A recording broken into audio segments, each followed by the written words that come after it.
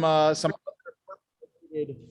other perm related topics as we get closer and closer to the holy day that we are approaching just in about 8 hours from now, 9 hours from now. Less. It's about 8 hours. So let's start with Tanis Esther. So Tanis Esther is really the one of the most unique of all of the fast days. We're going to see. I'll point to a few different examples of what is it about Tanis Esther that is really so unique. But it really begins with a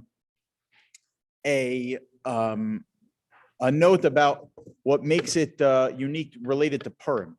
The Gemara in Rosh Hashanah tells us that there's something called the Megillas Tanis. The Megillas Tanis was a book that was a collection of, it was a historical account of 52 miracles that happened to the Jewish people. And there were these 52 minor holidays that were instituted that the Jewish people observed. This is what the Gemara in Rosh Hashanah outlines, that there are 52 of these minor holidays that the Jewish people observed. And the Gemara tells us that when it came to these 52 minor holidays, you're not allowed to fast the day before or the day after any of these holidays. You're not allowed to fast the day before or the day after. Since then, of the 52 minor holidays, the Megillas Tanis was batel. It was nullified, meaning we do not observe these holidays anymore, except for two. Those two are the ones that we still observe, are Hanukkah and Purim. These are the two minor holidays that we observe today that are recorded in the Megillas Tanis. So therefore, one cannot fast the day before or the day after Hanukkah, and then presumably Purim. But today is the day before Purim, and we're fasting. So why is it that we are able to fast if it is, as the Gemara tells us, that any of these minor holidays that are part of this list of the minor holidays in Megillas Tanis, you cannot fast the day before or the day after any of these days. Now, the day after Purim, you can't fast because of this reason. What about the day before Purim? Also, you should not be able to fast the day before Purim because it's one of the minor holidays. So the Ran is one of the commentaries on the Gemara in Rosh Hashanah. He points out that, well, let's make a distinction. When the Gemara tells us that you're not allowed to fast the day before or the day after any of these minor holidays, it's only fast days, only taking upon yourself a fast that is for a sorrow or a tragedy. It's for a sorrow or a tragedy, so then you're not allowed to fast. Commemorate something that is difficult, something sad, etc. Then you will not be able to take on a fast. Whether it be, let's say, a personal fast someone is trying to do in order to help them do teshuvah for a sin that they did, or a person is fasting because they witnessed a Sefer Torah fall or something like that. That would be a fast that you're not allowed to do the day before or the day after Purim. But a fast day that is not to commemorate something sad, but rather to commemorate something happy, one would be able to do. And the language of the Ran is that Tanis Esther laf poranusahu. The fast of Esther is not a fast of sadness, it is a fast of simcha. In fact, the language of the Hagos Maimonios is that the Hagos Ashri is that it's a Tanis Shel Simcha. It's a fast day of joy. It's a fast day of joy.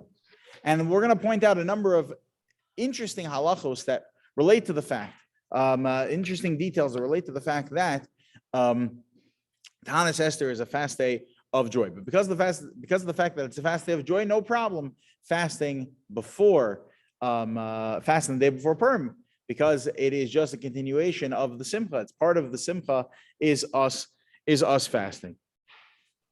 Let me give you a few more examples. Another example would be, let's say Purim falls out on a Shabbos or a Sunday. Purim falls out on a Shabbos or a Sunday, so we do not observe Purim on Shabbos. That's a whole interesting discussion exactly how you would deal with that. Let's say Purim falls out on a Sunday, okay? Just to keep things simple. Purim falls out on a Sunday. When do you fast Tanis Esther? You fast Tanis Esther on Thursday. Fast Tanis Esther on Thursday. Why don't you fast on Friday? There's a number of different reasons why you don't fast on Friday. Basically, two different reasons. One is from the Aruch HaShulchan, because one's going to go into Shabbos feeling schleppy if they're coming off of a fast day, and therefore you don't fast on Friday. As a general rule, it's not you're going to go into Shabbos feeling not feeling fully energized for the Kedushas Hayom, and therefore we don't fast on Fridays, generally speaking. There's one exception to that rule, which is Asar B'Teves, because the Navi Yecheskel says that no matter what day Asar B'Teves falls on, you have to fast on that day. So there's a special pasuk, a special verse in the Navi telling us we have to fast on Asar B'Teves, but all other fast days, we do not fast on Friday. That's one reason. Another reason, by the way, is so that not that you can have the energy for Shabbos, but so that you can have the energy for Erev Shabbos. In order to prepare for Shabbos properly, I need to have the energy. If I'm fasting, I'm not going to be able to have the energy properly. That's the reason that's given in the Mishnah Berurah. But nevertheless, we don't fast on Fridays as general rules. Therefore, we fast Tanis Esther on Thursday. Now, what happens if Tisha B'Av falls out on Sunday? I'm sorry, if Tisha B'Av falls out on Shabbos. So when do we fast Tisha B'Av? We fast on Sunday. Why don't we fast on Thursday? Just like Tanis Esther, why don't we fast on Thursday?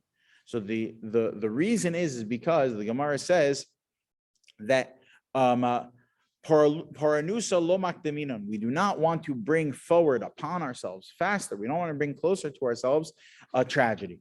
We don't want to bring tragedy closer to ourselves. We want to push it off. We want to kick the can down the road. We're going to push it off to Sunday.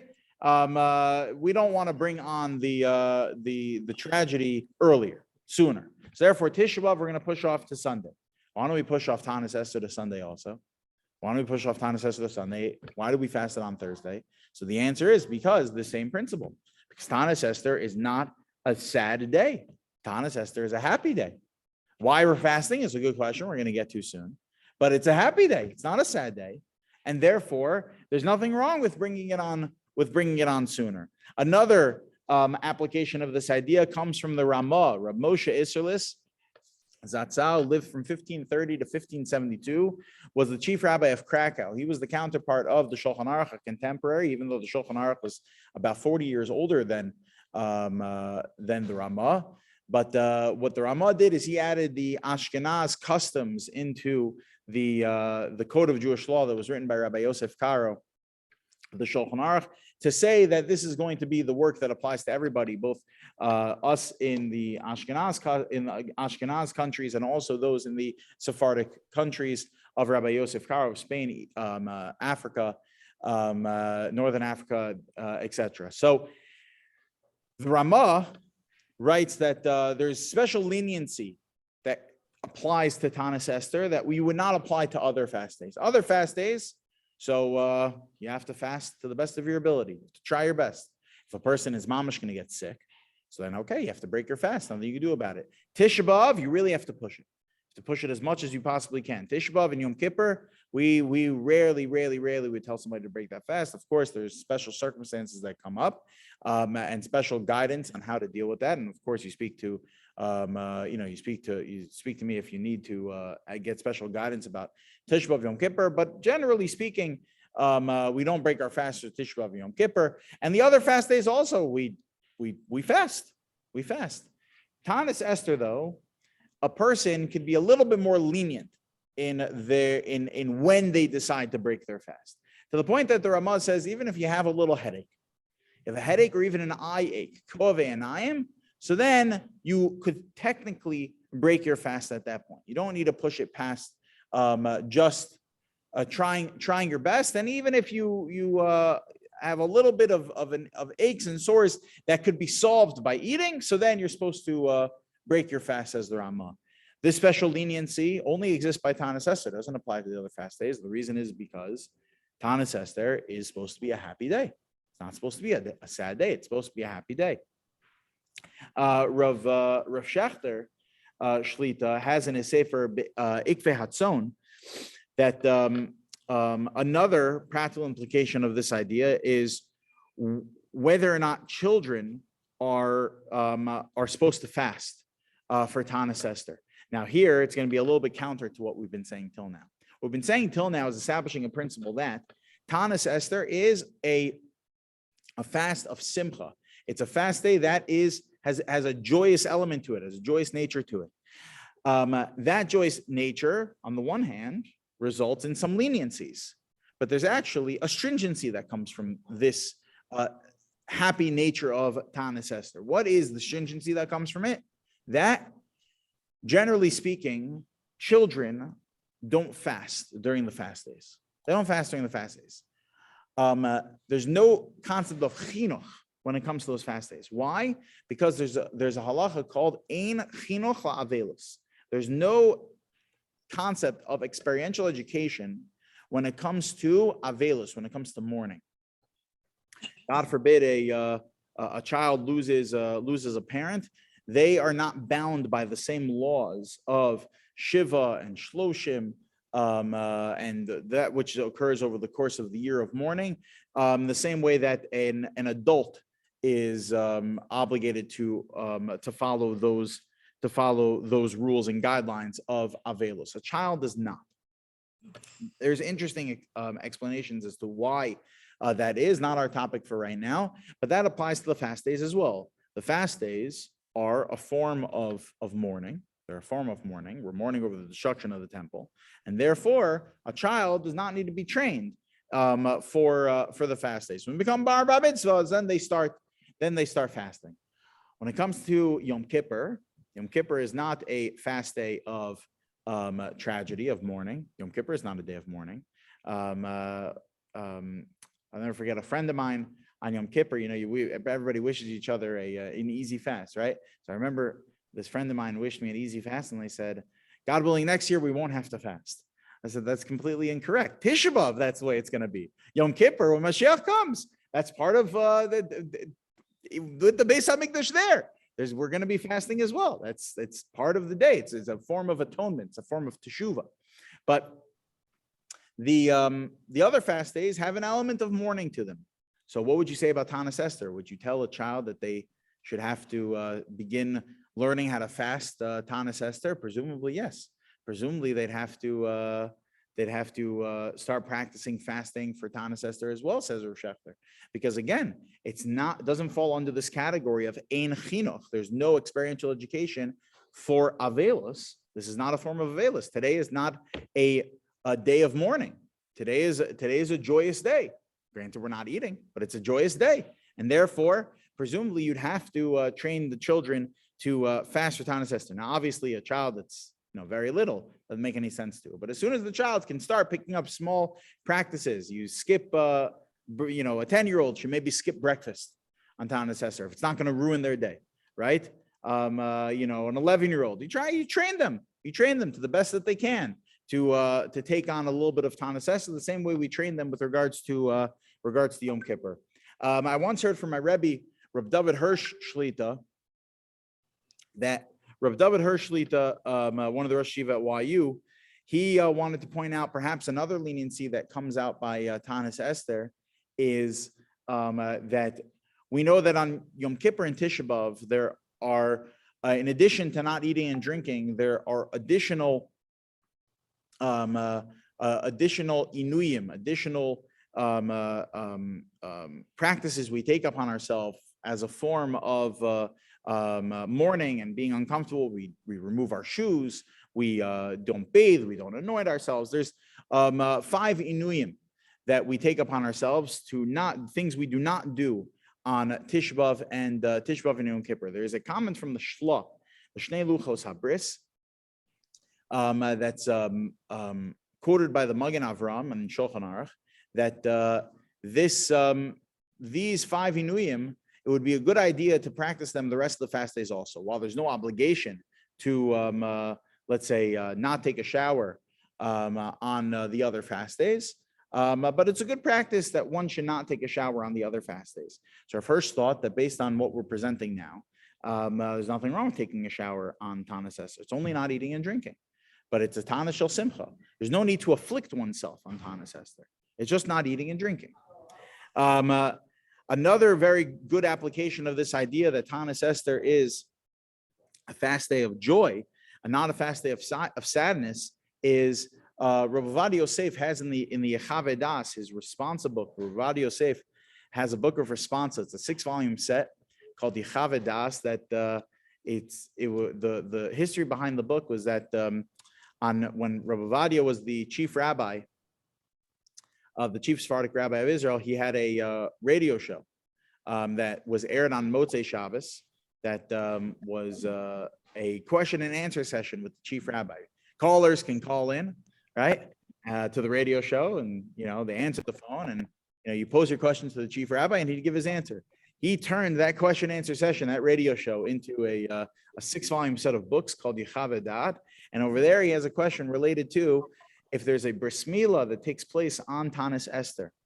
So the halacha is that the sandik, the father of the baby, and the moel, it's considered a yom tov for them, the day of the bris milah. It's considered a yom tov shelahem. It's a holiday for them, and it's for that reason, by the way, that if one of them are at the minyan you're davening in, you wouldn't say tachanun at that minyan, because of the fact that it's there's someone here. It's a holiday for them. So the question posed to Rav Ovadia is, if the bris milah takes place on Tanis Esther, on the fast day of Esther, so are you supposed to fast? Meaning the sandik, the father of the baby, and the moel, are they supposed to fast? And the answer Rav Ovadia said was no, because Tanis Esther is not a communal day of mourning, which is the reason they would have to fast for the other fast days if a bris milah fell then. It is a day of simcha. It's a day of joy, and therefore they would not need to fast on Tanis Esther. Another very, very interesting application of this is also I heard from my Rabbi Reb David Hirschlita, is that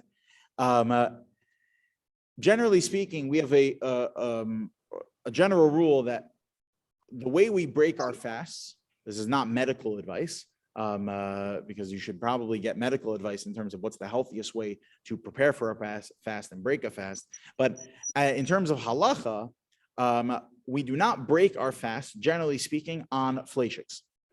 We don't have fleishiks as a break fast. You can't have just mourned over the destruction of the Beis Hamikdash on Asar B'Teves and on Shvat Asar B'Tammuz, and then go right away into a fleishiks meal. It's just off-putting. It's callous. It just doesn't make any sense. So we, generally speaking, do not break our fast on fleishiks. What about tonight? Can you have fleishiks tonight? The answer is yes. We're not coming off of a communal mourning.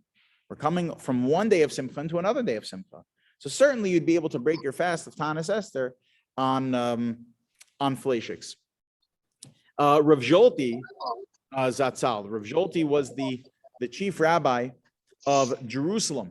He was the chief rabbi of Jerusalem, Rav Zolti was an amazing personality. His Sfarim in particular are just some of the most delicious. He has a 3-volume set of responsa that are some of the most delicious books in the entire world. In fact, Rav Hirsch, his set of Mishnah Yavitz, this is Rav Zolti Sefer. It's his favorite Sefer, and the whole thing is like ripped to shreds because he's read through it so many times that there's no more binding on it. There's pages are falling out because it's just he loves it so much. He just keeps reading it through over and over and over again. So Rav Zolti notices picks up from a line in the Rambam that perhaps just like Yom Kippur, we're going to fast after Mashiach comes. So then perhaps we're going to fast Tanis Esther also after Mashiach comes. Says the Rambam that Kol HaSifrei HaNeviim VaKsuvim, that in the day that when Mashiach comes, all of the holidays that exist in the Nevi'im and the Ksuvim, the prophets and the writings, Asidim liyibatal liyamos of Mashiach, are going to become meaningless when Mashiach comes. They're not going to carry its same meaning. Chutz, except for Megillas Esther. Megillas Esther is going to remain canonized even after Mashiach's arrival.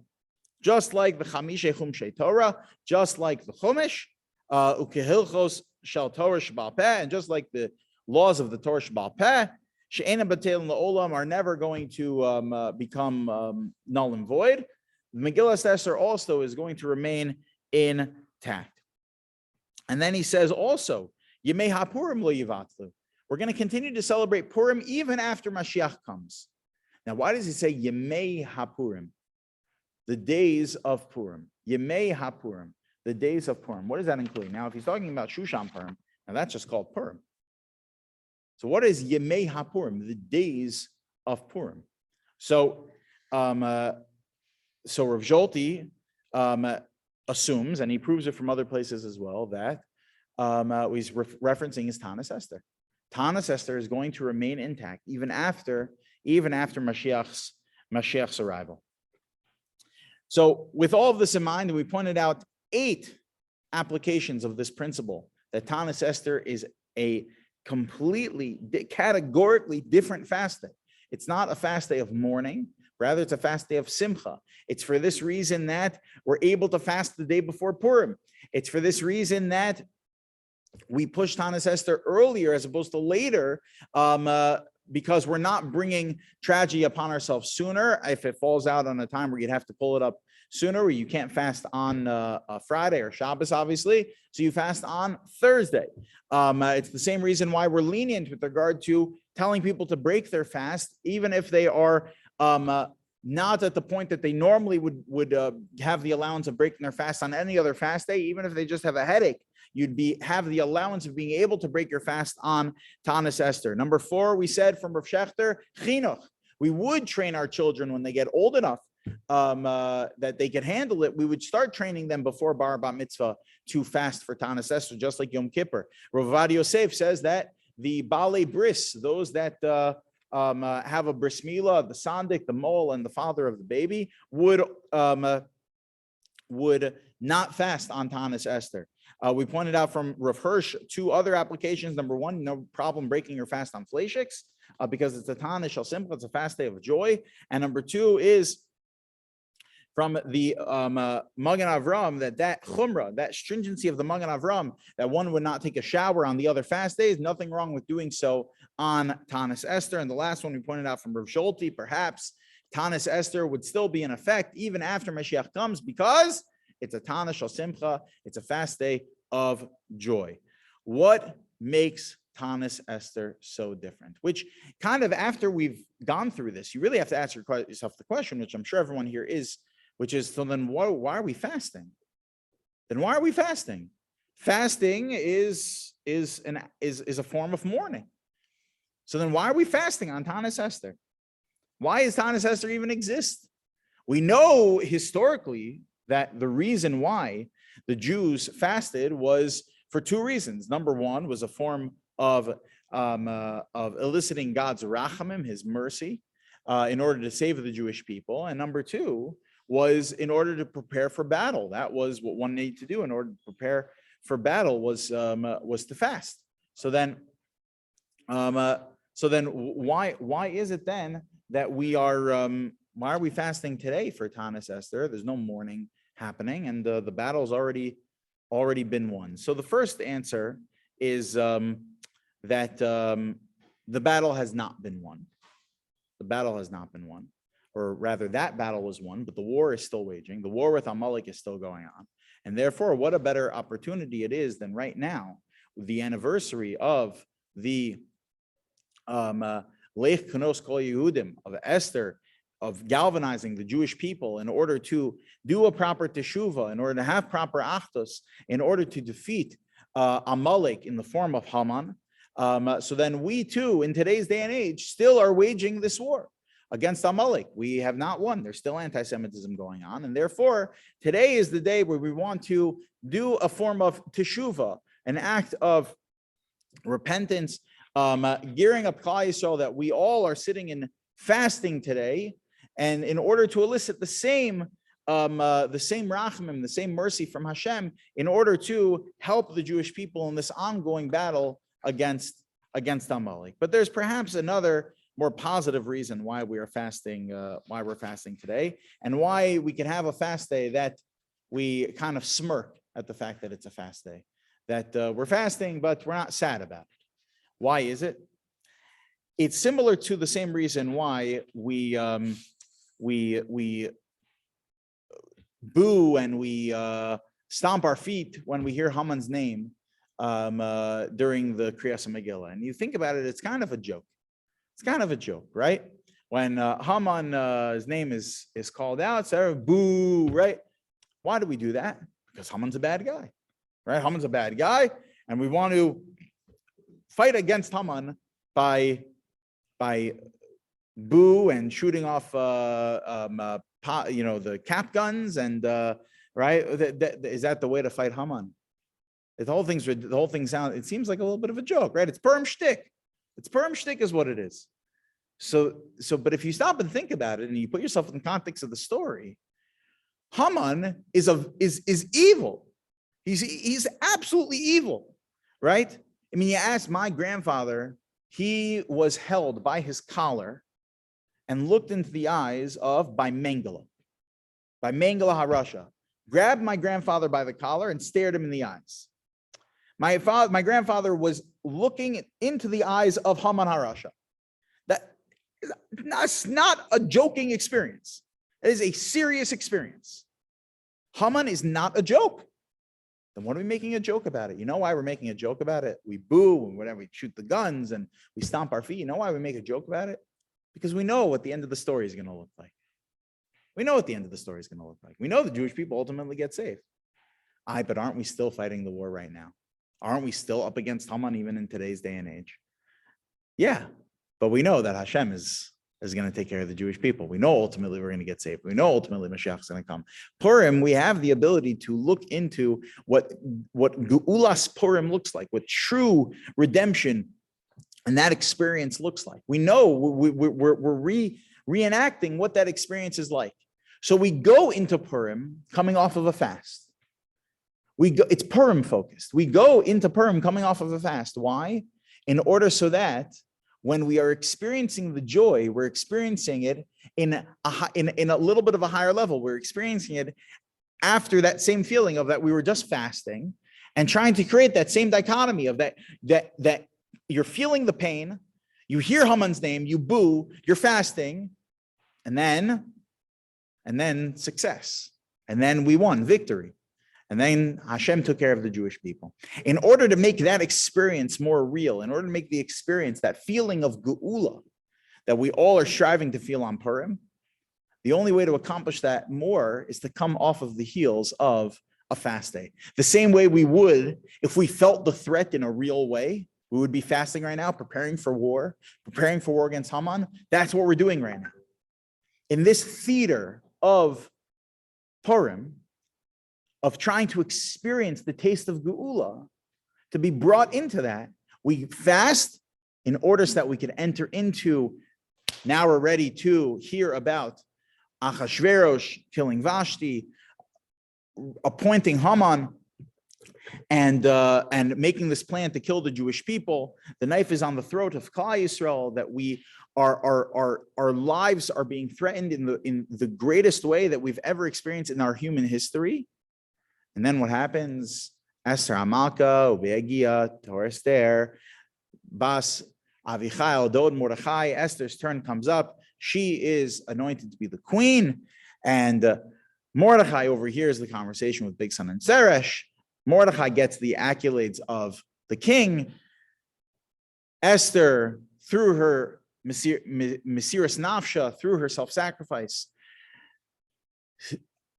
goes to Achashverosh, and through that selfless act, ends up saving the Jewish people. And we see what Geula looks like. But the only way to fully experience that is coming off of the heels of this fast day. That is what the purpose. That's why it's a funny fast day. It's a funny fast day because it's not a tragedy at the end of the story. But in order to appreciate the victory, we have to sit and fast. We have to contemplate what it means to have a threat against the Jewish people that's constant and consistent threat against the Jewish people, and then ultimately come out the other side. I wanted to now take the few minutes we have remaining We've been in the morning, in the last couple of days, we've been going through a topic that we only got about halfway through and did not have the chance to finish. So I want to take the opportunity to finish it now, and that is the topic of Shalach Manos. We've been discussing in the last couple of days about the Shalach Manos after the morning minyan. But we didn't have a chance to get through most of the discussion. There's an interesting discussion that takes place in halacha of how do you treat shalach manos? What is the purpose of shalach manos? What is the purpose of shalach manos? Is shalach manos, as the Trumas Edition writes, in order to help facilitate food for the seudah, which is why, right, we want to make sure that all of our friends have the food they need for their Purim meal, and therefore we exchange gifts and making sure that we all are facilitating food for each other's Purim seudas, which is why he says you can't give inanimate objects, inedible objects rather. You have to give. It better not be animate objects. No, nobody should stick an animate object in their shalach manos. Not a good idea. It should be inanimate objects, but inedible objects in your shalach manos. Whereas the Manos Halevi, Reb Shlomo Halevi Alkabetz, the same author, the poet of Lichadodi, he writes that no, the whole purpose of Mishloach Manos, Ish L'Re'eu, is a form of building camaraderie, right? Put into the context of Purim, that it's Yemei Mishta V'Simcha, that it was days of joy and gladness, and therefore they made an enactment that there's supposed to be matanos mishloach manos and matanos levionim, that we give gifts to one another, gifts to the poor. We have days of mishta v'simcha. It's a day of building camaraderie amongst Klal Yisrael, and therefore it doesn't really matter what you give, according to the Manos Halevi, as long as it's going to build camaraderie. And there's a number of different practical implications of this discussion. Number one is, as we pointed out, food versus inedible objects. According to the Trumas Edition, it needs to be food because you have to facilitate for the Seudah. You have to help your friend make sure they have the food necessary to have the Seudah. Whereas the Manos Halevi, Reb Shlomo Halevi Alkabetz would say, no, not necessary. You can give a tennis racket and tennis balls if that's what your friend has been wanting, because that helps build camaraderie in Klal Yisrael. Another, the Ramah writes that if a person gives shalach manos, they go to the person's house, they want to give the shalach manos, and the person says, you know, I have so much junk in my house already. It's such a sweet, kind offer, that gesture that you've made. Thank you so much, but I really don't need it. You pick up your basket from the shul, you go deliver it. You go to the person's door, they say, no, I have so much junk in my house already. I really don't need it. Please take it. Donate it to somebody else that needs it. So have you fulfilled your mitzvah of mishloach manos? Have you given your mishloach manos, being that the person did not accept it? So the Ramah writes, yes. Ramah writes, you do fulfill your shalach manos even though the person does not accept it. Now, if you assume that mishloach manos is to facilitate food for the person's seudah, so have you really fulfilled it? No, because they did not accept this food that could theoretically be used for the seudah. But if it's to build camaraderie, then yes, friendship was built amongst Klal Yisrael. They were so appreciative of the fact that you came over to their house and made this very, very kind gesture, very, very kind gesture to them. Another implication of this discussion is the Ksav Sofer. The Ksav Sofer, the son of the Chassam Sofer, one of the chief rabbis of the Hungarian Jewry. The Ksav Sofer has a suffix. He's unsure whether or not you fulfill shalach manos if you send it anonymously. If you assume that it's to facilitate food, shouldn't matter whether or not it's given anonymously. It's kind of like the opposite of the last example we gave, where it doesn't really matter if it was given anonymously. Ultimately, this person now has more food that they could use at their seudah. But if it's to build camaraderie in Klal Yisrael, so then he doesn't know who to say thank you to. He doesn't know who to call and invite over for a Shabbos meal to say thank you for the shalach manos. He doesn't know how to return the favor, how to continue the relationship. So therefore, if you assume that it's to build camaraderie, so then one would not fulfill their mitzvah of mishloach manos, giving anonymously. There's a few other interesting discussions here. One would be, let's say a person's on a special diet. My son has a peanut and sesame allergy. So if someone was going to give to my son mishloach manos and they gave him, hummus and bamba, Did they fulfill their mitzvah of mishloach manos? So if you assume that it says of a nice gesture, I guess they didn't realize he had an allergy. So then yes, you do, because it did build camaraderie. But if it's to facilitate food for the Suda, they can't use it at the Suda, so therefore it wouldn't work. But I want to point to one more, which I think is an important application discussion to wrap things up, which is, why is there no bracha on mishloach manos? Right? Why is there no bracha on mishloach manos? By all mitzvot that we have an obligation to do, whether it be biblical or rabbinic, there's a bracha associated with that mitzvah. So the Rashba, Rabbeinu Shlomo ben Aderet, one of the great Sephardic Rishonim of the 13th century, he passed away, I think, in 1313. The Rashba was a tremendous mind, and he was the chief rabbi of Toledo, Spain. So the Rashba, in one of his responsa, he has many responsa, hundreds of responsa, and the 18th of his responsa, he has a whole long essay pointing out different mitzvot that don't have brachot and why it is that they do or do not have a bracha associated with them. One of the mitzvah he discusses is tzedakah. Why is there no bracha on tzedakah? So the answer he gives is because the person might not accept it.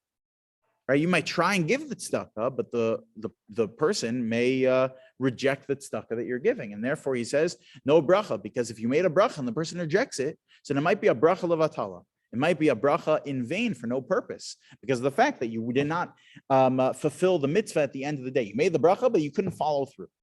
So what about when it comes to mishloach manos? Can you apply that same reason? So if you say like the Ramah, remember the Ramah said that if you give shalach manos and the person says, no, I really don't need it, so do you fulfill your mitzvah? So we said, according to the Manos Halevi, that if you assume that it's in order to build camaraderie, you still do, because it's the gesture. You still do fulfill your mitzvah shalach manos. You can't use that reason. Now, if you say like the Trumas Hadeshin, it's to facilitate food for the Su'udah, that reason would work, right? Because ultimately the person rejected the shalach manos, and therefore you did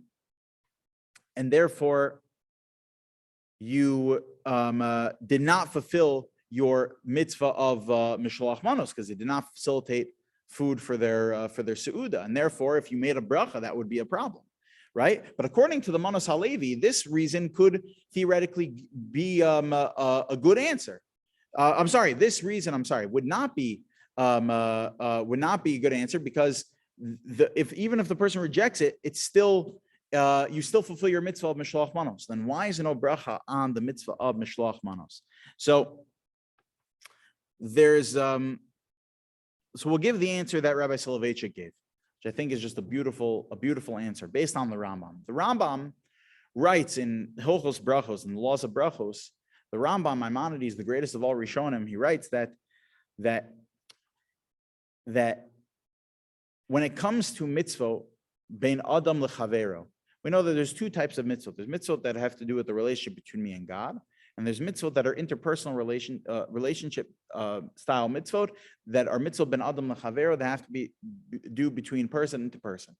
So all mitzvot, says the Rambam, that have to do between fellow to fellow, no bracha is associated with those mitzvot. As a general rule, you don't make a bracha on those mitzvot. And Rabbi Soloveitchik explained the Rambam because not everyone adheres to that. According to the Rashba, he gives different reasons for why it is that you don't make a bracha, for example, on tzedakah. You have to give its own special reason because the person might reject it. So clearly he does not hold by this general concept. You don't make brachot on mitzvot between man and man. Rabbi Soloveitchik explained the Rambam's opinion, which will answer our question as well, by saying that why do you not make a bracha on mitzvah ben adam lechavero, that mitzvah between man and man? He says because it would objectify the person. What is the purpose of mitzvah between man and man? Right? To build good relationships in Klal Yisrael, respectful, loving relationships in Klal Yisrael. If before me returning a lost object, before I hand it to the person, I stop and make a bracha, so then what's going to happen? The person's going to feel like an apple, right? The person's going to, I objectified the person in such a way that he's not an apple. Why are you making a bracha on me? Right? It objectifies the person. Whereas when it comes to mitzvah between me and God, so then that is how I make the connection between me and God. But when I'm talking to another person, I have to just make a human connection with that person. And therefore, categorically, the Rambam says there's no mitzvah when it comes to mitzvah, no bracha when it comes to a mitzvah between me and my fellow. When it comes to Mishloach Manos, whether you take the approach of the Trumas Hadeshen or the Manos HaLevi, whether it be that it's to facilitate food or it's to create positive relationships in Klal Yisrael, camaraderie in Klal Yisrael, ultimately we have to understand that there needs to be a sincerity, there needs to be a genuine feeling behind the gifts that we're giving, behind the matanos le'avyonim that we're giving, that throughout the day of Purim, we need to make sure that we're sharing our smiles as much as we can, that we're sharing our affection and warmth as much as we can, because if we're not going to do it on Purim, then when are we going to do it? Purim is the day. Purim is the day, as we mentioned before, that we're coming off of a feeling like that Klal Yisrael is in trouble, to then Lichnos Kol Yehudim, the Klal Yisrael coming together in Achdus with Simcha, understanding HaKadosh Baruch Hu is bringing the Geula, that we are feeling the taste of what salvation feels like.